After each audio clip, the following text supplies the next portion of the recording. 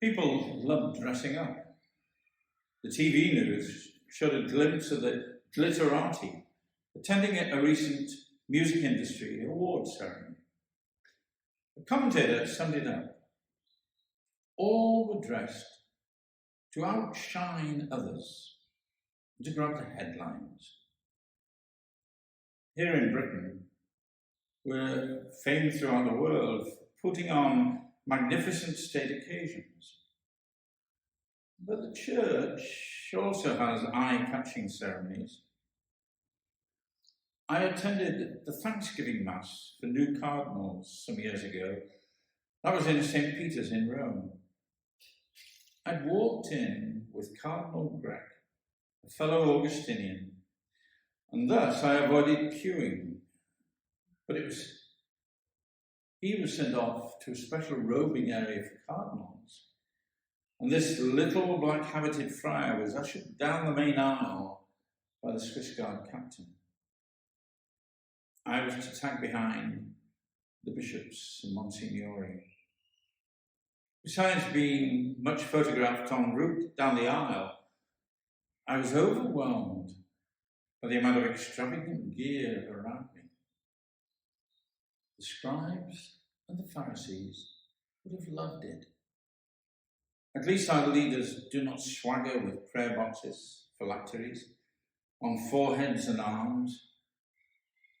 As the much lamented Jesuit writer Gerard Hughes would have commented, it's astonishing that the clear preaching of Jesus in today's gospel passage should have been so successfully ignored throughout the history of the church. It's no wonder Gerard never attained purple himself. Jesus proposes a revolutionary kind of society in which the greatest become the least. It makes one wonder if it's realistic. Can we do without rabbis and teachers? And then inevitably, some will be more knowledgeable, more capable, more intelligent. We live in an age more inclined to leave things to the experts. And so we slump back and let them get on. In the Gospel, Jesus addresses some of his harshest words to the scribes and the Pharisees. You hypocrites, you clean the outside of cup and dish, and you leave the inside full of corruption. Clean the inside of cup and dish, and the outside will become clean as well. The problem for the Pharisees is that they saw evil as something outside themselves.